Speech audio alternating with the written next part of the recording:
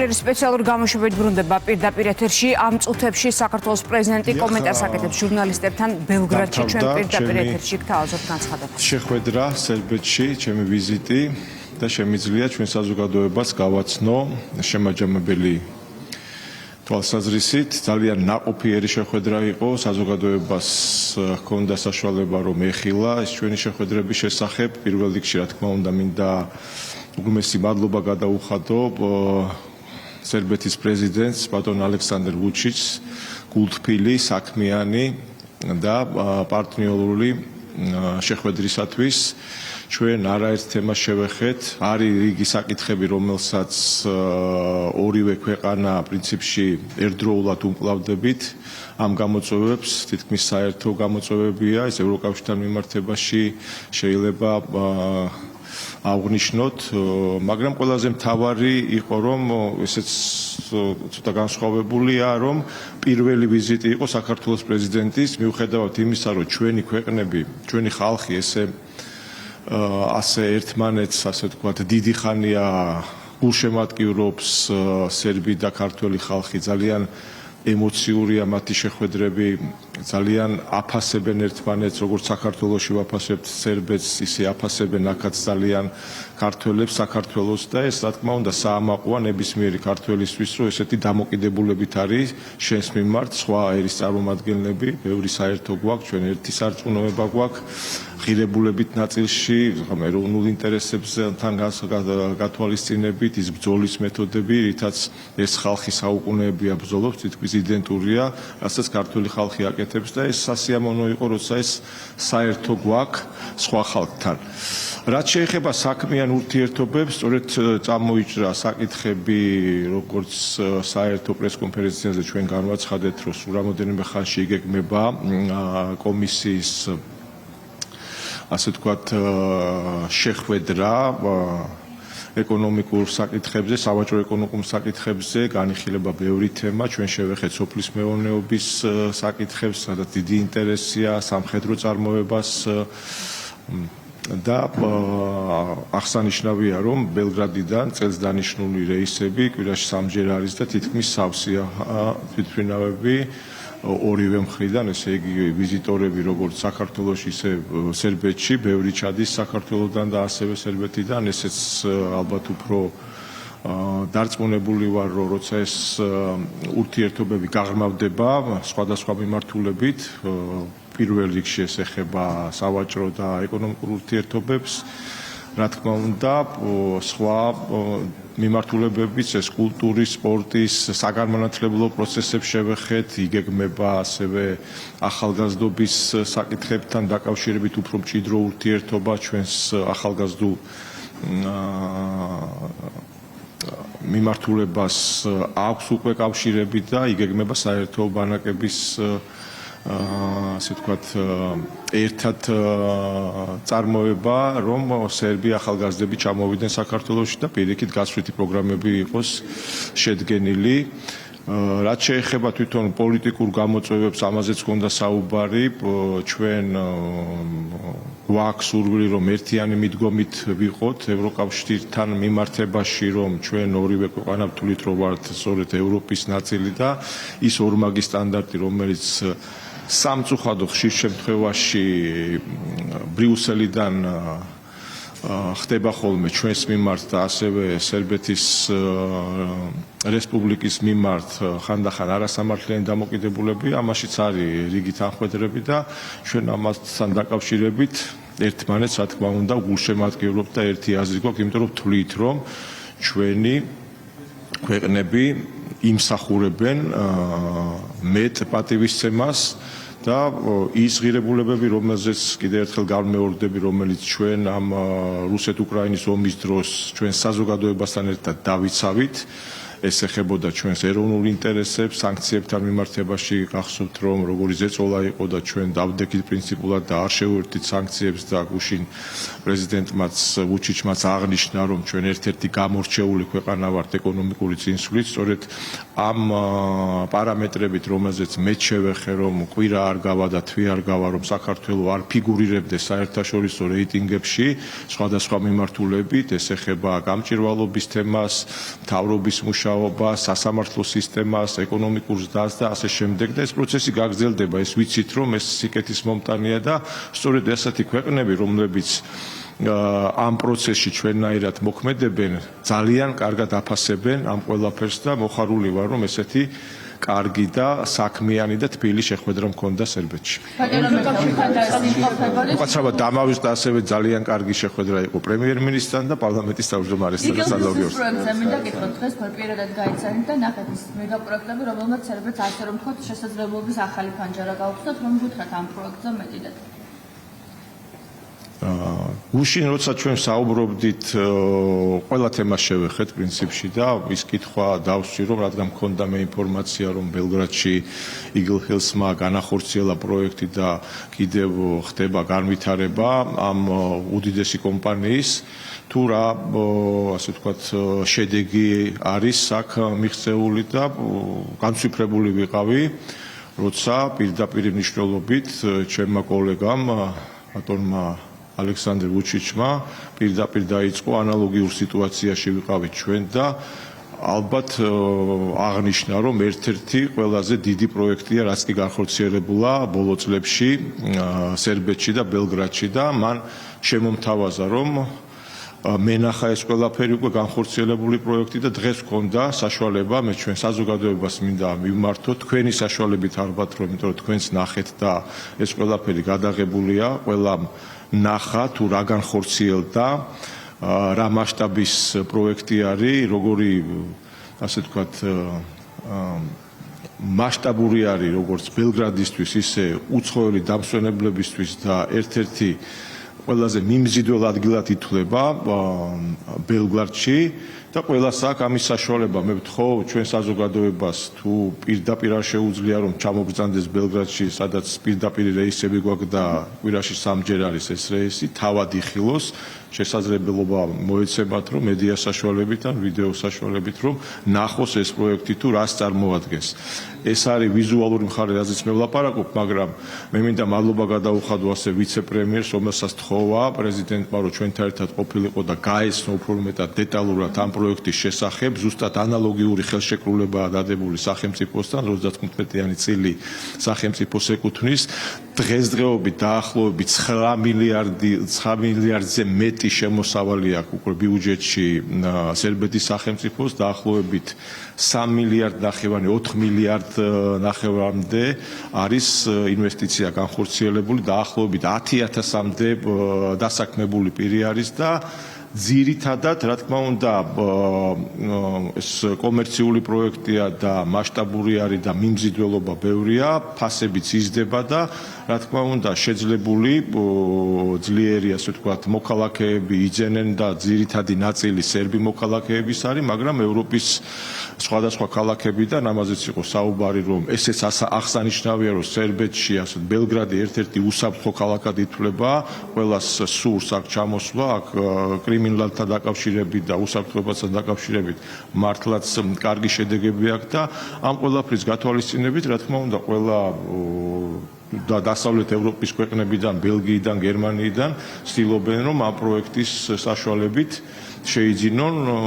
ბინები და ასე რომ ეს არის მოცემულობა, ეს არის შედეგი, რაც ჩვენი თვალით ვიხილეთ, თქვენს გქონდა შესაძლებლობა ეს ყველახა ციფრებზე ვისაუბრე.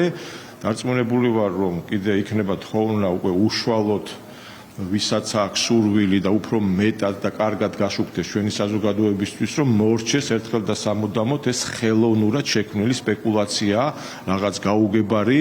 არაბიზაციის თემაზე, არაფერთან კავშირში არ არის, ეს არის უდიდესი კომპანია, რომელზეც საუბრობდნენ სხვადასხვა სახის მოარულ ჭორებზე,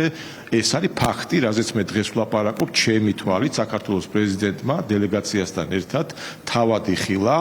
ეს ყველაფერი, თავად ნახა ციფრები, თავად ნახა განხორციელებული პროექტები, რომლებიც ჯერ 100%-ით არ განხორციელებულა ბოლომდე, ეს პროცესი გრძელდება და ძალიან კარგი მაგალითია იმის თუ როგორ თანამშრომლობს ერთმანეთთან სახელმწიფო და Eagle Hills-ი ეს უდიდესი კომპანია. ეს არის მაჩვენებელი იმისა, თუ რა უნდა განხორციელდეს საქართველოში და არავის არ მივცევთ უფლებას, რომ მსგავსი პროექტი, რომელიც ჩემი თვალით ვიხილე აქ და რამხელა, ასე ვთქვათ, ბენეფიტი და რამხელა შესაძლებლობები აქვს სახელმწიფოსთვის, რომ ესეთი პროექტები ხორციელდება, რამდენად მნიშვნელოვანია, არავის არ მივცევთ უფლებას, რომ ასეთი ხელოვნურად დაგეგმილი, გარედან მოხვეული, ასე ვთქვათ, მიზანმიმართული ქმედებებით ხელი შეუშალონ ამ პროექტის განხორციელებას. საქართველოს უნდა დამეკითხოთ თქვენ სახსენეთ მათ შორის Eagle Hills-თან მიმართებაში თქვენი აზრით რა არის მთავარი მიზანი იმ დეზინფორმაციული კამპანიის, რომელიც საქართველოში მიმდინარეობს კომპანიასთან მიმართებაში, ახლა დაიწყეს fake ვიდეოების გავრცელება? ხო, მე მგონი სულ რამოდენიმე დღის წინ მქონდა მე ინტერვიუ და ინტერვიუში განვაცხადე, რომ ეს ყველაფერი ერთმანეთთან დაკავშირებული თემებია, რაც კი რამე ხდება დღეს საქართველოში, საქართველოს წინააღმდეგ, საქართველოს ხელისუფლების წინააღმდეგ, ეს ყველაფერი ერთმანეთთან დაკავშირებულია. BBC-ს ფილმიც, ეს Eagle Hills-ის პროექტების წინააღმდეგ წასვლაც, ეს გამოსვლების ყველაფერი არის გარედან ინსპირირებული ძალების მიერ, რომლებიც რა თქმა უნდა ეწინააღმდეგებიან, რომ ის რომ საქართველოს სუვერენულია, ის რომ საქართველო ვითარდება, მაგრამ ის რომ საქართველო თავს არ უხრის არავის და მათ დაკვეთებს არასრულებს, რა თქმა უნდა ისინი მოქმედებენ სხვადასხვა სახით, სხვადასხვა საშუალებებით და ცდილობენ ჩვენ და სამწუხაროდ ზოგი ნამდვილად არ არის ინფორმირებული იმის შესახებ, რომ ვინ არის მის ზუგს უკან და ვისგან იგეგმება ეს და შეიძლება საზოგადოებამ კითხვა დასვას, ხო, არიანი კონსერვატიული ძალები და არის პირიქით ლიბერალური ძალები და ნაციონალური მოძრაობა, რომელიც თითქოს ისინი ერთმანეთს ვერ იტანენ და ამ საქმეში ერთად არიან და ერთად ეწინააღმდეგებიან ჩვენს ხელისუფლებას და სახელმწიფოს. ხო, რაში უნდა იყოს საქმე, როცა ეს კითხვა იწმება და ჩვენ გვაქვს ინფორმაციები, რომ სწორედ ერთი, ასე ვთქვათ, დამკვეთი ყავს ამ ყველაფერს, ეს უნდა იცოდეს საზოგადოებამ და პასუხი არის ის, რაც ჩვენ განვახორციელებთ დღევანდელი თემაც პირდაპირ მნიშვნელობით ნებისმიერ შეუძლია და გთხოვთ ყველას მედია საშუალებას, რომ კარგად გააშუქოთ ეს ყველაფერი, რაც დღეს ჩვენ ვნახეთ, ციფრებით არის ეს მოცემულობა კიდევ თუ იმ ზუსტად ანალოგიური პროექტით, რაც სახელმწიფომ სერბეთმა თავისი ასე 35-იანი წილით რა შემოსავალი მიიღო და როგორ ვითარდება ეს პროცესები და ამ პროექტის განვითარება ბელგრადში. ანალოგიურად უნდა გავაკეთოთ ყველაფერი, რომ ჩვენთან არ მოხდეს ხელშეშლა და რა თქმა უნდა ამის უფლებას არავის არ მივცემთ და დარწმუნებული ვარ, რომ ერთ-ერთი წარმატებული პროექტი იქნება საქართველოში Eagle Hills-ის მიერ განხორციელებული. მაინტერესებს თქვენი აზრით, რატომ შეცვალა სასამართლოს რიტორიკა იმართებებმა, ვინც უკრაინის ომის მოლაპარაკებებში მათ შორის აქტიურად იყვნენ ჩართული, საუბარია მაგალითად ამ შემთხვევაში ბორის ჯონსონზე, რომელიც დღეს აღიარებს, რომ უკრაინას ნატოში გაწევრიანების შანსი არც არასდროს ჰქონია. ეს განცხადებები ჩვენთვის ხომ გასაკვირი არ არის. მე მაქვს ხედველობაში საქართველოს ხელისუფლება და ის ადამიანები, ვინც ზენდობოდა საქართველოს ხელისუფლებას, გვერდში დაუდგა იმ გამოწვევების შესახებ, რა გამოწვევებიც იყო, ჩვენ ხო საუბრობდით, ეს არის ორმაგი სტანდარტი, ზუგს უკან ისინი მოქმედებენ სხვანაირად, ჩვენთან მიმართებაშიც კულუარულად ინფორმაციები ჩვენ იძულებული ვიყავით, რომ ზედაპირზე გამოგვეტანა და ჩვენი საზოგადოებისთვის გვეთქვა სიმართლე თუ რა სითხოვდნენ ჩვენგან, ანალოგიური მოთხოვნა იყო უკრაინასთან მიმართებაში. თქვენ გახსოვთ პირველი ეტაპი, როცა სამშვიდობო მოლაპარაკებასთან იყო ახლოს მისული ეს ყველაფერი, შემდეგ დაახლოებით 1 წლის შემდეგ თუ არ ვცდები, არახამია იყო, ვინც გათქვა ეს, ასე ვთქვათ, საიდუმლო საუბარი, რომ ჯონსონი იყო ჩასული უკრაინაში და მან კატეგორიულად მოთხოვა მათ, რომ არაფრის დიდებით არ დათანხმებოდნენ ამ სამშვიდობო ხელშეკრულებას. ეს შემდეგ გავიგეთ ეს ყველაფერი ჩვენ, ხომ? ანალოგიური დამოკიდებულებით ხდება ყველაფერი. ერთია საჯაროდ რას საუბრობენ ისინი და მეორეა რას ახორციელდებენ და რას ითხოვენ კულუარულად და ასევე ნიშანდობლივია, რომ ეს ყველაფერი ზედაპირზე ამერიკის ახალმა ადმინისტრაციამ ამოიტანა და მანაც ტრამპის საშუალებით და ვიცე-პრეზიდენტების და სახელმწიფო მდივნის საშუალებით დაიწყეს პირდაპირ საუბარი. გაიხსენეთ ხო ჩვენი დამოკიდებულება, ჩვენი ბრძოლა არასამთავრობო ორგანიზაციებთან, გამჭვირვალობის კანონი, USAID, NEDI, ეს ყველაფერი ზედაპირზე ამოვიდა მას შემდეგ რაც ამერიკის სახელმწიფო ადმინისტრაციამ, პრეზიდენტის ადმინისტრაციამ პირდაპირ მნიშვნელობით დაადანაშაულა და გააუქმა ეს ორგანიზაციები. ეს ხო ჩვენს თვალწინ მოხდა ეს ყველაფერი. ჩვენ ხო ამათთან პირდაპირ მნიშვნელობით როგორი, ასე ვთქვათ, ზეწოლები გადავიტანა მთელმა საზოგადოებამ. ხო, რამხელა ძალისხმევა დაგვჭირდა იმისთვის, რომ ეს დამოკიდებულება, რომელიც პირდაპირ მტრობა იყო და სამწუხაროდ ამაში მონაწილეობდნენ ჩვენი მოქალაქეები, მათ მიერ დაქირავებული და დღესაც ეს მილევადი პროცესია ჩემის აზრით, რომლებიც კიდევ ასრულებენ სწორედ ამდაგვარი ორგანიზაციების მიერ დაკვეთას და ეს არის ხელის გულზე ყველასთვის ნათელი მაგალითი. ჩვენ გავაგრძელებთ სამართლიან ბრძოლას, როგორც დღეს Eagle Hill-ზე შედეგის მიხედვით ვპასუხობთ მათ, რომ დღეს აქ სერბეთში, ბელგრადში მათი მიერ განხორციელებული პროექტი ერთ-ერთი ყველაზე მასშტაბური და ყველაზე მნიშვნელოვანია დღეს სერბეთისთვის და მე მგონი ჩვენმა ტელევიზიებმა ჩაწერეს კიდევაც ვიცე-პრემიერი ისაუბრა ამ პროექტის შესახებ. ეს არის პასუხი, ეს უნდა გავაგებინოთ ჩვენ საზოგადოებას იმ ხალხს, ვინც თითქოს რაღაცა მოარული ხმებით, რაღაცას თითქოს აპირებს ჩვენი ხელისუფლება, რომ აქ უცხოტომელები და სხვა ეროვნების ადამიანები მასშტაბურად უნდა შემოიყვანოს და ამას ემსახურება ეს პროექტი, აი ამ სიგიჟეში არის გადასული ეს ყველაფერი. რა თქმა უნდა, ჩვენ გავაგრძელებთ შედეგზე ორიენტირებული ფაქტების ასე ვთქვათ, ჩვენებით ამ ყველაფერს და გავცემთ ყველას პასუხს და საქართველო გახდება უფრო ძლიერი. მე კიდევ ერთხელ არ მინდა რომ მოვცილდე თემას რა ვიზიტაც ვზადდებოდი, მე შემიძლია ჩავთვალო ეს იყო ერთ-ერთი წარმატებული ვიზიტი. სერბეთი არის და უფრო მეტად გახდება ჩვენი პარტნიორი და უფრო კარგი მეგობარი და ჩვენ უფრო მჭიდრო ურთიერთობებს განვავრცობთ შემდგომში ყველა დარგის და ყველა მიმართულებით. ეს არის ძალიან მნიშვნელოვანი. ვლადიმერ პუტინთან საუბარი სასარგებლო იქნება და ამისათვის როგორც ევროპამ, ასევე უკრაინამ შესაბამისი ჩარჩო უნდა იყოს, როგორ შეაფასოთ თქვენ ამისათვის? გასაკვირი კიდევ ერთხელ ვიმეორებ, რომ ამ ადამიანებისგან და მათი ქმედებებისგან გასაკვირი ნამდვილად არ არის. გასაკვირი ის იყო, რომ ჯერ კიდევ საქართველოში არსებობენ ადამიანები, რომლებსაც რუსული კანონის ჯერათ და ამ ყველაფერს არც აკვირდებიან და პროტესტის ნიშანიც კი არ გააჩნიათ, მაგალითად მაკრონის მიმართ, მაგალითად ტრამპის მიმართ, რომელიც ერთ-ერთში საუბრობს ჩვენი გზავნილებით, ხომ? ეს ადამიანები თითქოს საქართველოსთვის ბრძოლობენ, მაგრამ აქ ხო გამოიკვეთა, რომ მათ რა თქმა უნდა, ზედაპირულად ეს ყველაფერი თითქოს ჩანს, რომ საქართველოსთვის იბრძვიან, მაგრამ პირდაპირ მნიშვნელობით ჩანს, რომ დაკვეთისან პირდაპირ ასე ვთქვათ, მოტყუებული ადამიანების როლში არიან და ამას ჩვენ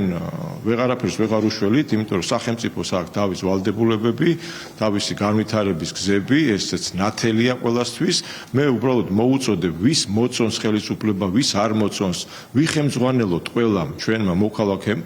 ფაქტებთან დაკავშირებით და რაც რეალობა არის. ეს არის მთავარი. არავინ არ აძალებს ვინმეს, რომ გინდა თუ არა მოგწონდეს ხელისუფლება, მაგრამ შეფასებაში უნდა ვიყოთ ყველა სამართლიანი, როცა ჩვენ ქვეყანას ეხება ეს ყველაფერი და ამიტომ მოუწოდებ კიდევაც. იყავით კრიტიკულები, ოღონდ ვისაუბროთ ფაქტებზე. ფაქტები კი არა არაბიზაცია, არამედ აი ეს პროექტი, რომელიც დღეს ჩვენ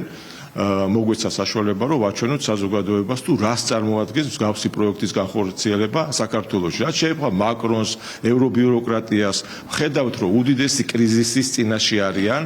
ეს პროცესები გარდაუვალი იყო,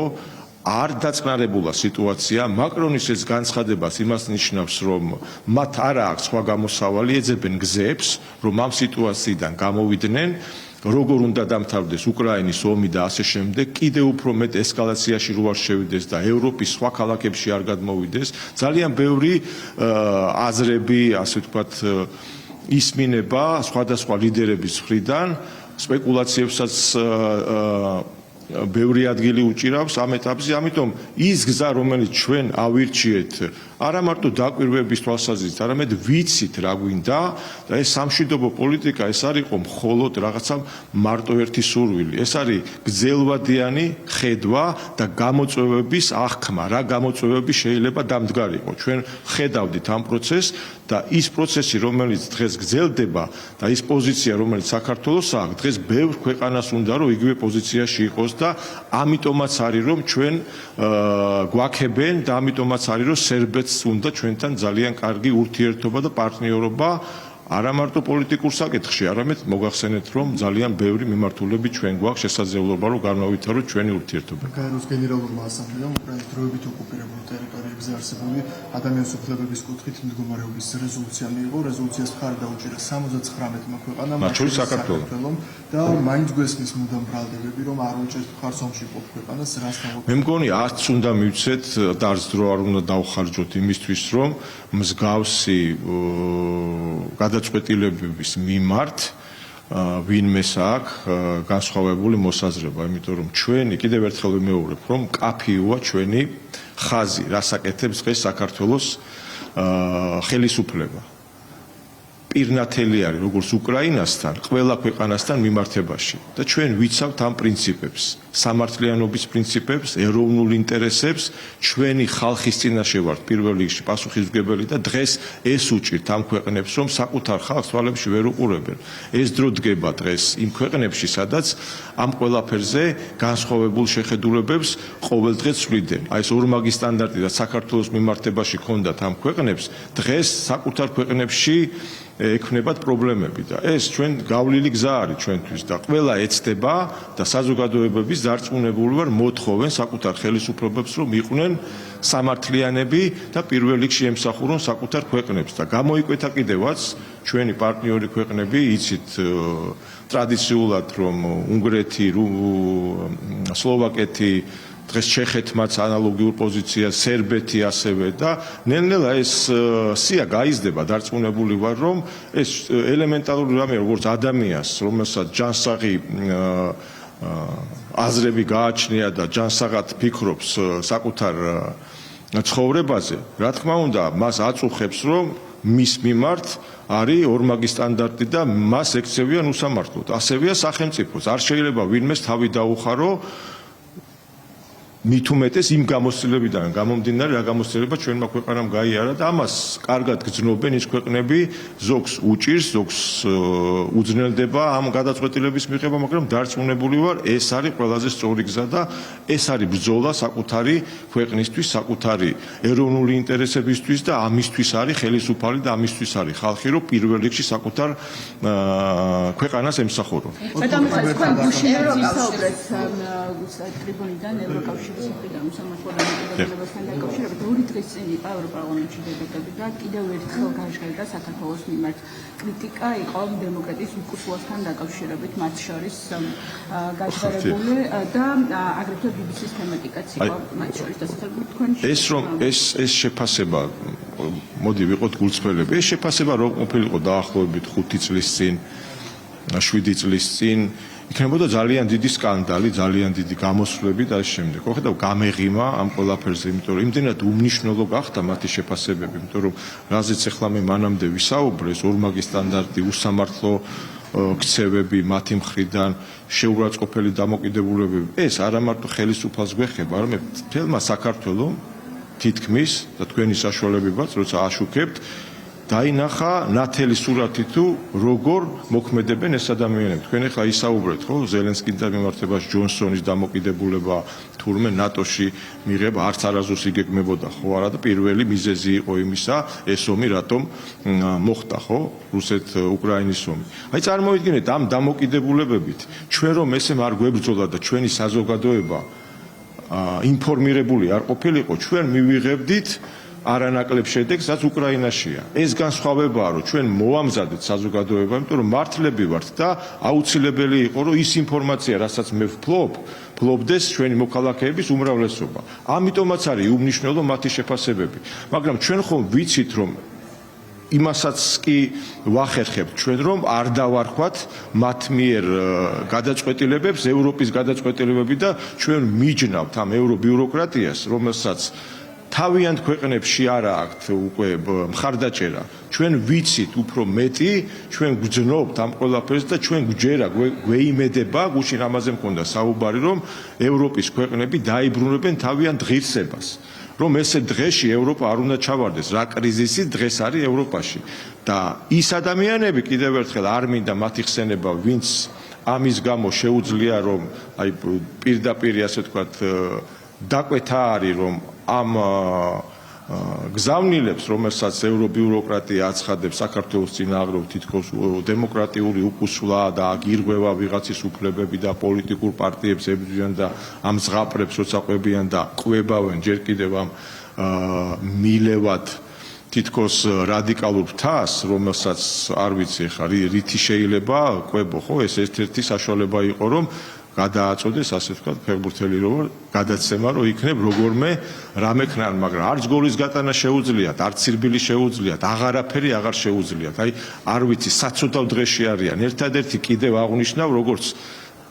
ქართველი გული მტკივა, ახალგაზრდებზე მტკივა გული, ვინც შეცდომაში შეიყვანეს გამოკეტილი ყავს. ჩვენ არ გვყავს ის ადამიანები ციხეში გამოკეტილი. ამ ადამიანებს ყავთ ციხეში გამოკეტილი, ერთმა არ გაბედოს და არ გაიაზროს, რა შეცდომაში იყო შესული, იმდენად აყავთ ასე ვთქვათ, იზოლირებული, რომ ერთმა მათთაგანმა რომ გაბედოს, რომ ეს შეხედეთ რა სიძახის ჯონსონი, შეხედეთ რა სიძახიან გამჭირვალობის კანონს, შეხედეთ როგორ ექცევიან უკრაინას, შეხედეთ რა სიძახის ტრამპი, შეხედეთ რა სიძახის ევრობიუროკრატია. ეს ყველაფერი რომ გაიაზრონ ამ ახალგაზრდება, ეს ხო იმისთვის არის საჭირო, რომ ეს ყველაფერი, რაზეც მე ვისაუბრე, სუპირიქით იყო მათ მიერ აღქმული. ეს ყველაფერი ხომ შეიცვალა და როგორ შეიძლება 20 წლის ბიჭი რო ხარ და 25 წლის ბიჭი იგივე აზრზე დარჩე, რის გამოც შენ თითქოს პატრიოტი გახდი, რის გამოც რაღაცა ღირებულებები გინდოდა რომ შეგექმნა და ამისთვის დაგეცვა შენი პოზიციები, ეს ყველაფერი გაფერყდა და გადაიხაზა ხაზით და აღარაფერი აღარ არსებობს და ვიღას ეწინააღმდეგები გაბრაზებული ხარ რომ შენ ძალადობა ან პოლიციის მიმართ რაღაცა ის გამოიჩინე აგრესიულობა და ამაზე გიპასუხეს და ამის გამო უნდა იყო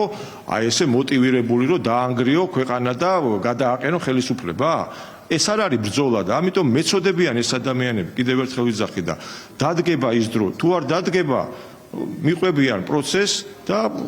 როგორც იქნება საქართველოს და ხელისუფლება და ჩვენი ჯანსაღი ნაწილი საზოგადოების რომელიც საღათ უყურებს ამ ყველაფერს ვერ გადაუხვევთ